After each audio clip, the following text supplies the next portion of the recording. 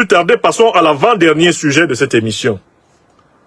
La pédagogie révolutionnaire du gouvernement du Mali face aux putschistes néocolonialistes doit inspirer l'Afrique. Qu'est-ce que j'entends par la notion de pédagogie révolutionnaire, malien, Aoniché? J'entends par pédagogie révolutionnaire le fait qu'un gouvernement, quand il pose des actes, veille à ce que ces actes soient correctement compris par sa population. Un gouvernement populaire, un gouvernement qui travaille pour son peuple, ne va pas plus vite que le peuple. Il fait tout pour que le peuple soit à la même vitesse que lui. Il fait un travail d'explication, un travail d'interprétation, un travail de décortiquage des grands enjeux de chaque épisode, de chaque moment de la vie politique. La pédagogie révolutionnaire consiste pour l'élite révolutionnaire du pays à marcher du même pas que la masse populaire. À tout faire pour que la masse populaire soit au diapason des enjeux. Et donc, il n'y a pas de révolution sans enseignement continu, sans enseignement permanent. Il n'y a pas de révolution sans éducation populaire. Je voudrais dire que les dirigeants maliens, à leur tête le président Assimi Goïta, chef de l'État, président de la République, général d'armée, ont fait preuve d'une capacité pédagogique remarquable pour nous expliquer le dernier coup d'État néocolonialiste qu'ils ont essuyé. Il faut saluer cela. Alors, quelles sont les grandes étapes de cette pédagogie? Premièrement, ils ont privilégié l'action pour empêcher que les intérêts vitaux du pays ne soient atteints. L'action appropriée. Ils ont mis en avant le professionnalisme, la promptitude, la spontanéité des forces de défense et de sécurité contre l'ennemi. Donc, ils ont bien compris que l'une des façons de communiquer efficacement à un peuple, c'est de lui montrer qu'on le défend efficacement. On doit saluer la capacité d'anticipation avec laquelle les forces armées maliennes, dirigées par le président Assimi Goïta, ont étouffé dans l'œuf la tentative de déstabilisation de ce début août 2025. Ça, c'est le premier acte pédagogique. Le gouvernement travaille. Les forces armées travaillent. La preuve, ceux qui se préparaient à frapper un grand coup ont reçu un plus grand coup, avant même de l'avoir frappé. Mais il y a un deuxième élément de cette pédagogie révolutionnaire. Le gouvernement n'a pas cédé à la précipitation. Le gouvernement ne s'est pas laissé entraîner par la vitesse des réseaux sociaux. Il ne s'est pas laissé entraîner par la vitesse de la France-Afrique, qui voulait rapidement imposer son narratif sur le coup d'État néocolonialiste d'août 2025 au Mali. En effet, si le gouvernement malien s'était précipité pour communiquer rapidement, dès lors que les premières rumeurs avaient fusé sur les réseaux sociaux, ou s'il s'était précipité pour réagir aux propos de RFI, de France 24, de TV5, avec leurs envoyés spéciaux, le hibou de Dakar, Serge Daniel Bobo Hundada, ou le grand vulgarisateur du terreau-impérialisme, Nassim Ouassra, ou Wassim Nasra, si les communicants officiels du gouvernement malien s'étaient empressés à réagir au travail de ces hyènes au service de la division et de la domination de l'Afrique, leur message aurait pu être confondu. Il aurait pu être pris pour une réaction aux accusations. Leur message aurait pu paraître comme une manière de se défendre. Le gouvernement du Mali a eu une stratégie juste. Au lieu de se défendre, il a attendu son temps à lui, son moment opportun, pour donner l'information exacte à sa population. Et ça, c'est un deuxième élément. Dans la pédagogie révolutionnaire, on ne se contente pas de réagir. La réaction, ce n'est pas la vraie action. On agit, c'est-à-dire on crée un contexte où la vérité de notre point de vue se manifeste. Et ça, ils l'ont fait avec un calme exemplaire qui doit inspirer tous les gouvernements dans des situations comparables. Je passe au troisième élément de la pédagogie révolutionnaire du gouvernement du président Assimi Goïta. Le troisième élément, c'est la précision du détail.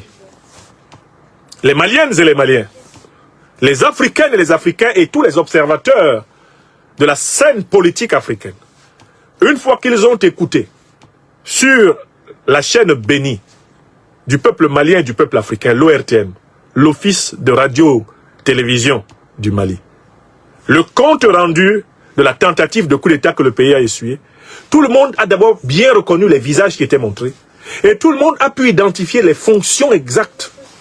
Et tout le monde a pu comprendre le mécanisme qui a été mis en place et la méthodologie qui a été employée pour démanteler le groupe. Je tiens à vous faire remarquer que le mercenaire étranger français, Christian Bernard Yann Vézilier, qui s'avère un lieutenant-colonel de l'armée française, il n'a pas été l'objet d'une défense à bouclier levé de la part des autorités françaises. Il est présenté comme un ressortissant français qui a été arrêté. Pourquoi? Parce que les informations claires qui ont été données sur lui sont telles que ces maîtres envoyeurs, les néocolonialistes français, ne peuvent pas dire qu'il est innocent.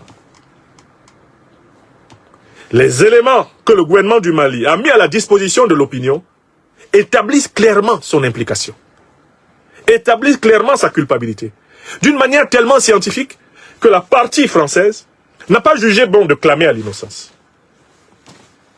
Elle a même préféré faire profil bas.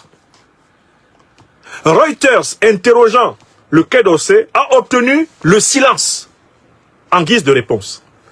Or, dans ce genre d'affaires gravissimes, où on prend un officier supérieur de l'armée française dans une opération militaire en Afrique, le silence sur l'accusation vaut consentement.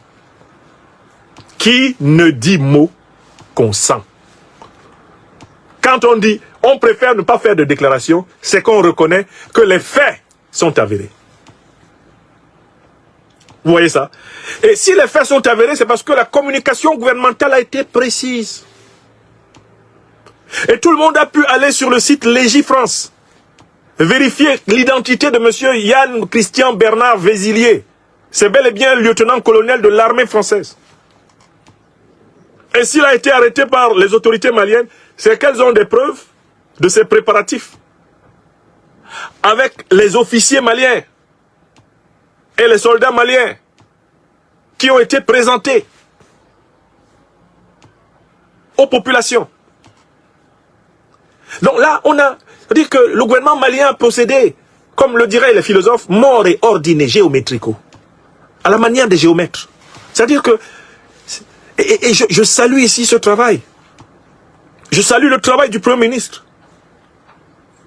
Le docteur général de division, le Premier ministre Abdoulaye Maïga. On reconnaît ici, aux côtés du président de la République, Assimi Goïta, on reconnaît ici la méthode de l'homme à la parole orthogonale. Orthogonale. Sa parole est d'équerre. Quand il pose l'équerre de son verbe sur un sujet, le sujet est carré. C'est carré. Je tiens à vous faire remarquer que personne n'est sorti pour dire que les accusations du gouvernement malien sont fausses. Hein. J'étais étonné. Hein. Je lis RFI. Ils ne disent pas que le Mali ment. Hein? On peut faire ça? Je lis AFP. Ils ne disent pas que le Mali ment. Hein? On peut faire ça? Je lis Reuters. Reuters dit, nous avons interrogé le Quai d'Orsay. Le Quai d'Orsay a préféré observer le silence. Astaghfirullah. Quai d'Orsay qui ne parle plus. Hein? C'est arrivé à ce point-là. On dit la vérité blesse, mais le sang ne coule pas. Serge Daniel Bobo Ndada, le hibou de Dakar, n'est pas sorti pour dire Vézilier n'a rien fait, c'est un gentil monsieur. Vous savez, Yann Vézilier, c'est quelqu'un qui s'était reconverti dans la réparation de chaussures au Mali. Un métier, somme toute, innocent, dans lequel celui-ci s'adonnait simplement à aider les Maliens à avoir des souliers de meilleure qualité. C'est un homme débonnaire qui était connu, d'ailleurs, dans les dolodromes de Bamako, dans lesquels il appréciait tranquillement le dolo rouge, avec le port braisé des populations bois. Monsieur Yann Christian Vézilier est un citoyen sans anicroche, sans ennui, qui malheureusement se retrouve emporté dans une histoire au cœur de la jatte. Même Bobo Oundada, le plus grand fabricant de récits mythomaniaques sur le Sahel, même Bobo Oundada est dépassé.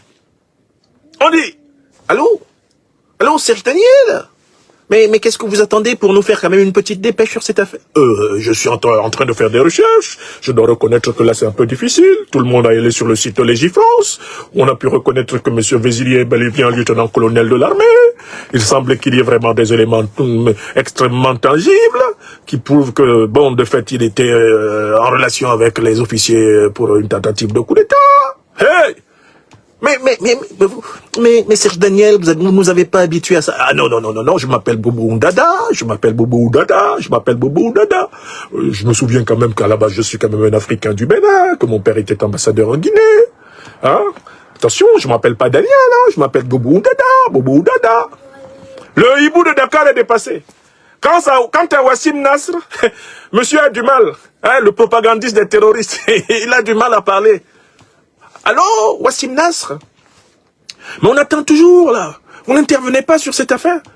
Selon les renseignements qui me sont parvenus, et qui se situent au niveau du Qatar, il est question de savoir quand même si on connaissait M. Vézilier au niveau de Doha. Et comme on ne le connaît pas au niveau de Doha, peut-être qu'il va chercher du côté de Paris. Mais comme on ne le trouve pas du côté de Paris, je pense qu'il faut supposer quand même qu'il est malchanceux. Et c'est quelqu'un qui, en réalité, s'est retrouvé simplement en train de discuter avec deux généraux. Il était en train de discuter du score du match entre le PSG et un club de Tottenham. Et puis, à ce moment-là, il a été aperçu par les services de renseignement qui ont décidé. Mais, Wassim Nasr, on vous a connu beaucoup plus loquace, beaucoup plus volubile. Qu'est-ce qui se passe? Ils sont en difficulté, les storytellers, les narratologues de la France-Afrique. Parce que comment maquiller le énième coup d'État de la France-Afrique? Au XXe siècle, les services français ont pratiqué 100 coups d'État. 100 coups d'État en Afrique. On pensait qu'au XXIe siècle, ils s'étaient fatigués après les épisodes de Côte d'Ivoire. Mais que non. Ils ont frappé au Gabon. Ils ont installé au Ligingema. Mais que non. Ils ont frappé en Guinée. Ils ont installé Mamadi Doumbouya. Mais que non. Ils étaient en Djamena en avril 2021 pour installer Mahamat Idriss Déby Itno. Mais que non. On pensait qu'ils avaient arrêté tout ça. Ils ont tenté de réinstaller Mohamed Bazoum par tous les moyens. Le junteur de Niamey qui a fait boum. Ça n'a pas marché. Ils ont fui. On pensait qu'ils ont fini, qu'ils vont pas... Voilà, ils envoient Vézilier. Et là, le Mali fait preuve d'une telle pédagogie qu'il n'y a personne qui se lève pour dire c'est faux, on ne le connaît pas, il n'a rien fait. Laissez-le, personne. On entend seulement en douce, s'il vous plaît, est-ce qu'on peut arranger ça entre nous? Est-ce que ça peut s'arranger? On peut trouver un arrangement? Alors, la pédagogie du gouvernement malien a consisté aussi à donner la parole aux Maliennes et aux Maliens. J'ai regardé un élément de l'ORTM où des Maliennes et des Maliens se sont exprimés sur les informations liées à ce coup d'État. Et je suis frappé par la maturité des propos qui ont été tenus. Les Maliennes et les Maliens savent que le pays est dans une phase très difficile de sa vie. Il est en train de combattre contre une organisation terro-impérialiste qui veut le diviser, le couper en 1000 morceaux afin de mieux le piller. Les Maliennes et les Maliens, des plus pauvres aux plus riches, savent que la lutte que mènent les Famas, sous le commandement suprême du président Assimi Goïta, est une lutte légitime. Et que c'est pour leur bien. Ça, l'écrasante majorité des gens au Mali le savent. L'écrasante majorité des gens au Mali le sait. L'écrasante majorité. Et ça se voit dans les réponses matures. Mais ce qui m'a encore plus touché, dans cette enquête d'opinion, faite auprès des populations maliennes, c'est l'amertume ressentie par les Maliennes et les Maliens quand ils ont vu des officiers comme le général Abbas Dambélé ou la générale Mema Sagara, pour lesquels ils avaient une affection profonde à cause de leur participation active à la lutte des Famas contre le terrorisme. Les Maliens ont eu mal au cœur de voir ces officiers-là, relativement connus, s'associer à un officier néocolonialiste français pour frapper le Mali. J'ai vu le peuple malien meurtri, blessé. Meurtri et blessé. Quand il a vu ces généraux-là, comment des gens de ce niveau intellectuel, qui est supposé accompagner un niveau moral, peuvent s'associer à un officier français contre le Mali. En 2025, on n'est même pas en 1960. On pouvait dire en 1960, les cerveaux étaient encore imbibés du jus du colonialisme. On n'est même pas dans les années 90. Avec le soi-disant retour au multipartisme, à la démocratie. Ce cafouillage qui a été créé pour diviser et pulvériser l'Afrique. On n'est même pas là. On est après l'assaut de l'OTAN contre la Libye. On est après l'invasion du Sahel par les troupes occidentales, sous couvert de combattre contre le terrorisme. On est après le démantèlement de l'occupation militaire occidentale au Mali, au Burkina Faso, au Niger, au Tchad, même le Sénégal et même la Côte d'Ivoire se sont mis à cacher, sous forme de mercenaires, les troupes néocolonialistes. C'est après tout ça que la générale Sagara et le général Dambélé se lèvent et participent même à une conversation, même à un projet, même à l'ombre de quelque chose qui a pour but de frapper le Mali, pour faire plaisir aux néocolonialistes. Astafroulaye. En tant qu'Africain, j'ai honte. En tant que fils adoptif du Mali, j'ai honte. Quand j'ai vu les regards, la tête de ces officiers-là, surtout les deux principaux là, mon cœur était amer. Et je suis content d'avoir perçu ce sentiment dans les réponses que les Maliennes et les Maliens ont données à l'enquête d'opinion de l'ORTM. Vous voyez dans le visage des Maliens la déception. C'est comme si c'est un membre de leur famille qui avait trahi. Moi, quand j'ai vu la générale Sagara, je dis c'est pas possible. L'une des rares femmes à atteindre le grade de général de brigade d'armée de l'air dans l'armée malienne. Donc une femme qui doit inspirer les autres femmes, inspirer les filles, inspirer les générations. Et à l'âge auquel elle est, je crois plus de la soixantaine, quand je regarde son apparence morphologique. Qu'est-ce que cette femme est allée chercher dans cette tentative? Quel malheur! J'ai ressenti la même peine que j'ai ressenti en regardant le jeune officier Ahmed Kinda tentant de renverser le révolutionnaire Ibrahim Traoré au Burkina Faso. Qu'est-ce qui n'a pas marché pour que nous ayons des Africaines et des Africains de ce niveau d'instruction avec un tel degré d'irresponsabilité, de farfeluité et d'indignité?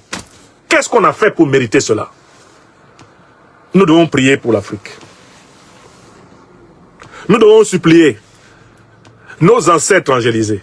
Nous devons supplier ceux qui ont perdu la vie en Afrique à cause de notre lâcheté collective. Nous devons les supplier de nous pardonner. Parce que ces réincarnations d'êtres humains qui détestent leur continent, qui détestent leur pays, qui s'associent aux ennemis de leur peuple, contre leur peuple, sont comme des karmas qui nous reviennent. C'est comme si on devait payer encore. On devait payer un sacrifice pour que nos ancêtres, injustement sacrifiés, nous pardonnent. Quel malheur, Aya Sidibé. Quel malheur. Comment on peut avoir des gens comme ça après tout ce qui... Il vaut mieux se retirer de la politique. Il vaut mieux même démissionner de l'armée. Si vous devez faire un coup d'État dans les conditions actuelles, contre le gouvernement révolutionnaire, si vous avez envie, quittez même la politique, l'armée, allez vous occuper d'agriculture. Entrez dans une église, dans une mosquée, priez. C'est le diable qui vous visite. C'est Satan en personne qui est venu vous voir. Si vous voulez empêcher la révolution panafricaine, là, qui est au service des peuples africains, si vous avez cette tentation, rentrez en pénitence. Faites un jeûne jusqu'à ce que ça vous quitte. Exorcisez-vous, ennemis de la révolution africaine. On ne peut plus se permettre de s'aventurer dans la méchanceté après tout ce que l'histoire nous a enseigné. Mieux vaut ne pas faire de la politique que de trahir le peuple africain après tout ce que ce peuple a subi. On n'est pas obligé de faire la politique. Si vraiment vous voulez faire de la politique pour trahir, mieux vaut faire autre chose. Ayez pitié de ceux qui honnêtement ont vécu sur ce continent et qui ont été sacrifiés sans avoir fait de mal à personne. Ayez pitié d'eux. Pardon, ne faites pas la politique si vous ne voulez pas servir le peuple. Laissez la politique. Je regarde le visage de la générale de brigade, Nema Sagara. Je dis, mon Dieu, qu'est-ce qui se passe dans sa tête? Qu'est-ce qui s'est passé à cet instant précis? Je regarde le général Abbas Dambélé. Je dis, Abbas, mon général, vous vouliez apporter quoi de plus qu'Assimi Goïta n'est pas apporté? Quelle réforme courageuse vous vouliez faire qu'Assimi Goïta n'est pas faite? En vous appuyant sur un officier néocolonialiste français. Qu'est-ce que vous pouviez changer, améliorer dans ce pays, Seigneur? Non, c'est-à-dire que quand j'ai regardé les reportages de l'ORTM, j'ai vu cette détresse dans le visage des Maliens. J'ai vu l'amertume dans les traits de mes frères et sœurs s'exprimant. Et beaucoup d'entre eux ont utilisé l'expression « ce n'est pas le moment ». C'est-à-dire, on peut comprendre qu'il y a des gens qui sont frustrés dans le pays. On peut comprendre qu'il y a des gens qui ne sont pas contents avec telle politique. Et on peut comprendre qu'il y a des gens qui détestent telle ou telle personnalité politique. C'est humain tout ça. On ne peut pas avoir une unanimité de toute la population pour les dirigeants d'une révolution. C'est pas possible. Même dans ta propre famille, là, wallahi, tu ne peux pas faire l'unanimité. Dans ta propre famille, si tu t'en vas fouiller, tous tes frères, toutes tes soeurs, tous tes cousins, toutes tes cousines, tous les gens de ton village, de ton ethnie, de ta tribu, tous les gens qui te connaissent, wallahi, si tu peux faire l'unanimité dessus, il faut venir me voir et m'apprendre le secret. Personne s'engageant dans l'action publique, dans l'action politique, ne peut faire l'unanimité. Absolue. Impossible. Vous pouvez construire des majorités. C'est d'ailleurs comme cela qu'on obtient un outil d'action politique. Vous comprenez? Donc, je voudrais conclure cet avant-dernier élément de cette émission en saluant le calme, la pondération, la discipline avec lesquelles les autorités maliennes ont géré et sont en train de gérer cet épisode.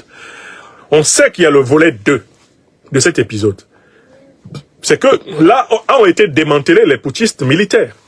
Mais ces militaires étaient nécessairement en relation avec des putschistes civils. Et le volet B de cette histoire est plein de surprises. Et je demande au peuple malien de serrer la ceinture. Ça va décoller. Car en fait, on va se rendre compte qu'une partie des critiques formulées par des leaders politiques civils contre le pays n'était que l'expression visible de leur alliance invisible avec les putschistes militaires qui viennent d'être démantelés. Je recommence.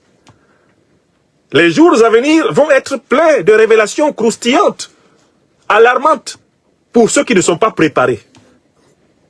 On verra qu'il y a un lien entre une certaine opposition civile, politique, entre certaines critiques civiles et politiques, et ce coup qui se préparait. Quand vous voyez certaines voix qui s'élevaient, des gens qui, au risque de leur propre liberté, s'aventuraient à affirmer urbi et orbi leur hostilité au gouvernement révolutionnaire panafricain du président Assimi Goïta, vous voyez maintenant sur quoi ils comptaient. Certains font comme s'ils ne voient pas qu'il y a un lien entre cette audace-là et ce plan-ci. Et quelque chose me dit que dans les prochains jours, la suite de cette affaire va révéler la corrélation entre la conspiration militaire et la conspiration civile au service du retour réactionnaire et conservatrice au ronronnement france-africain de la République du Mali que nul être censé ne peut souhaiter revoir. Que Dieu préserve le Mali. Que Dieu protège le Mali. Que Dieu bénisse les autorités, les forces armées, le peuple malien en lutte pour montrer le chemin à tout notre continent.